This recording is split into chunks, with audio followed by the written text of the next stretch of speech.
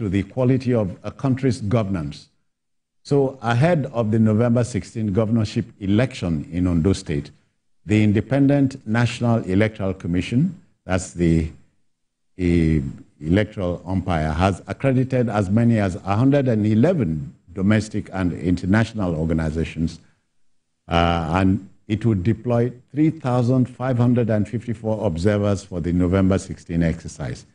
Meanwhile, we can report that the police command in the state says in order to maintain peace and order during the exercise, a total of 22,239 officers drawn from the police and other agencies like the Nigeria Security and Civil Defense Corps, NSCDC, with the Nigeria Immigration Service, NIS, would be deployed.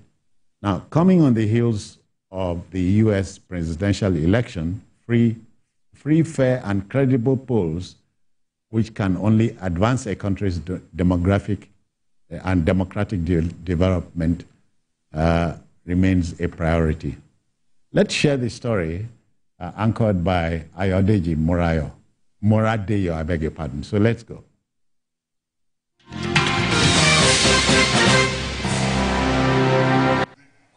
This stakeholders meeting is one of the crucial steps taken by the Independent National Electoral Commission, INEC, ahead of the Ondo State governorship election slated for November 16. 17 political parties will participate in this election, and many of them are present at this meeting.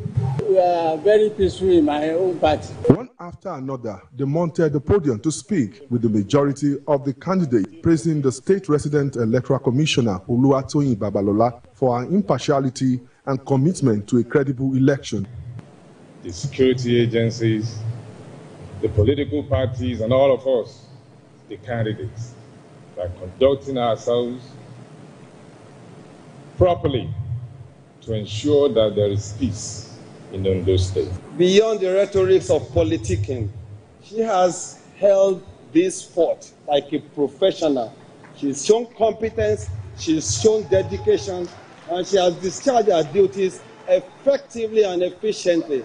I want to let you know that we have registered our protest on a lot of issues, and the last one being the fact that few people that are close to certain political parties that are still working in INEC should be recused of their responsibility so that there be credibility.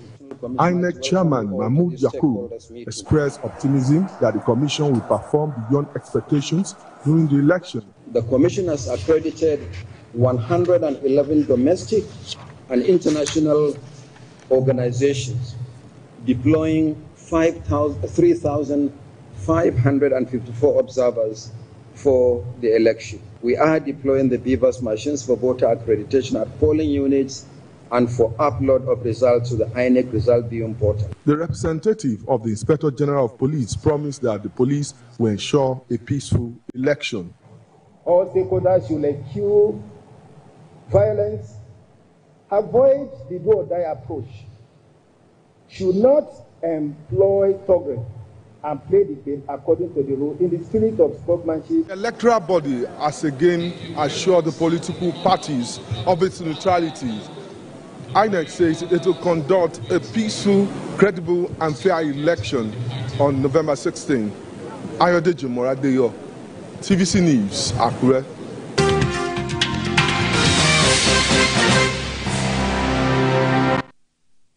Yeah, many thanks, Moradeyo.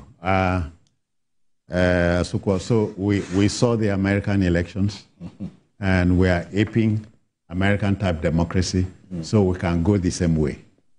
Yeah, but I know people will always say, oh, they are using electronic voting. And people have been shouting electronic voting. But the American election, people actually voted using paper.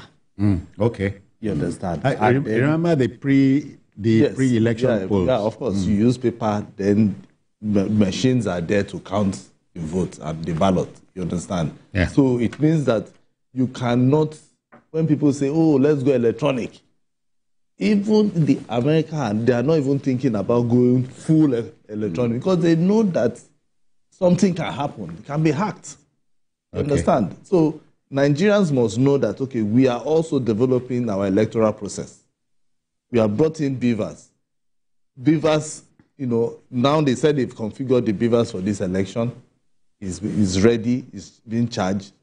And I don't foresee any major issue or hiccup in this election because it's not even as hot as that of Edo. Everywhere is quiet. It's like maybe a family election. That is what they want to do. Who is going to be the head of the family?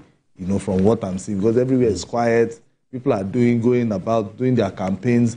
We've not heard of any one gunshot, and which makes a lot of that is how election should be. I'm looking at a time whereby we'll be able to do election on a weekday and not on a weekend.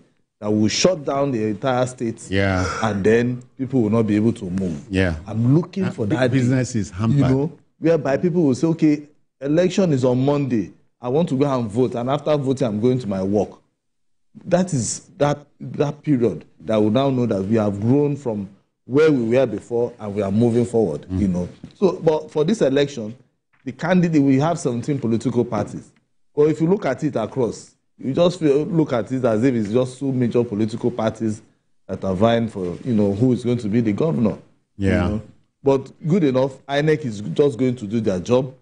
People, the number of observers, about almost 100 and something, 111. 111. Oh no, 3,500.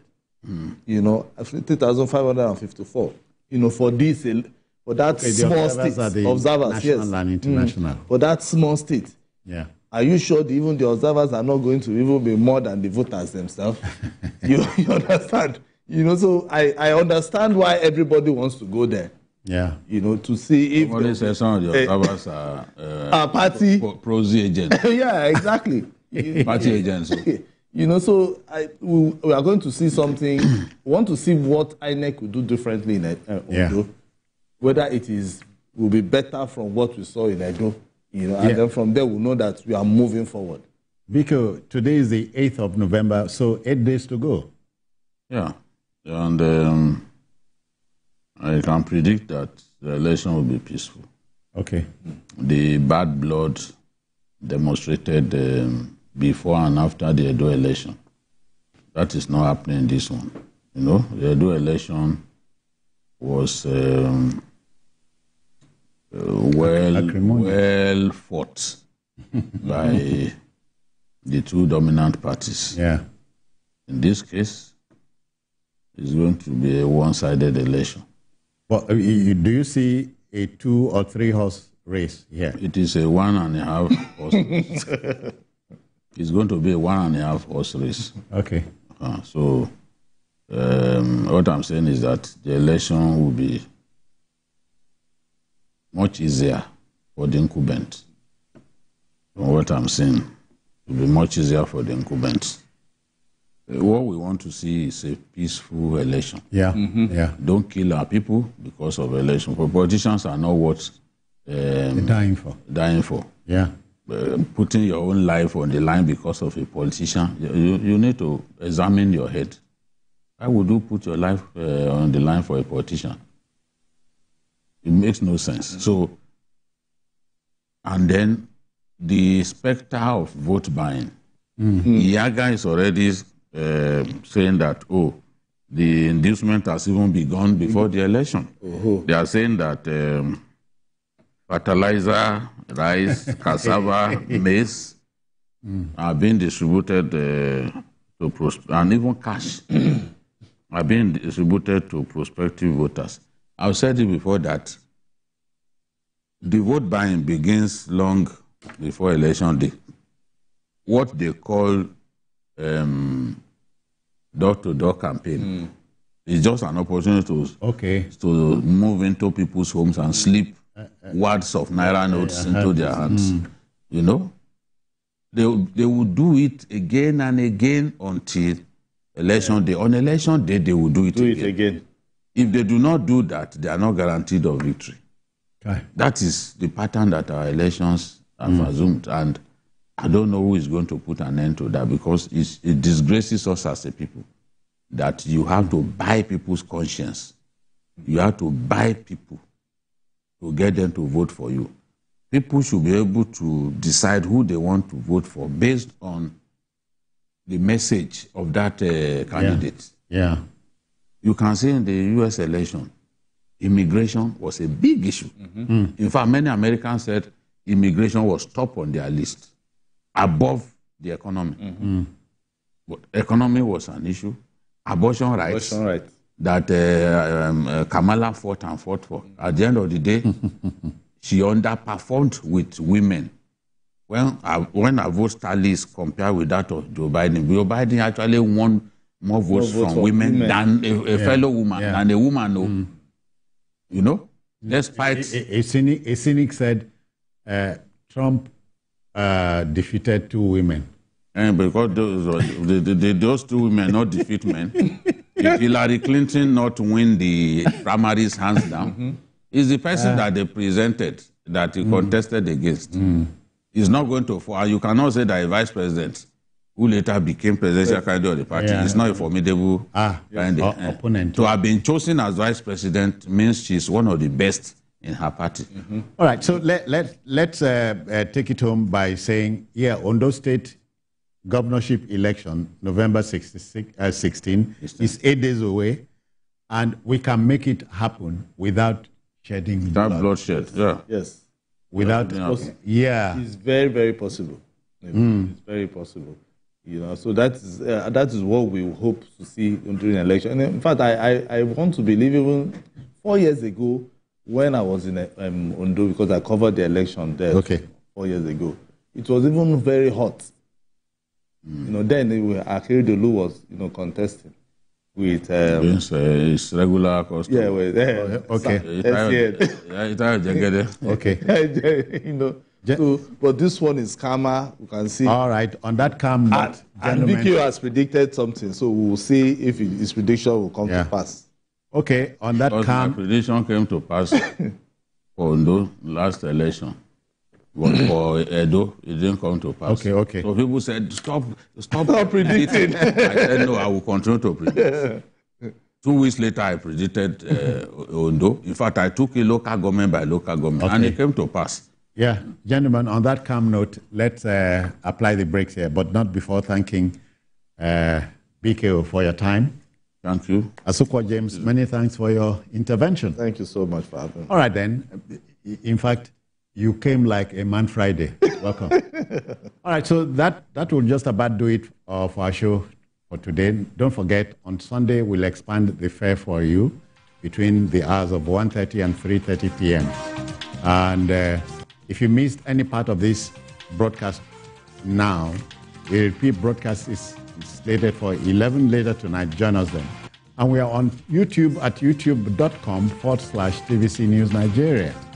I am Citizen Jones Hussein on behalf of the Backroom Boys saying thank you for watching. Bye-bye now.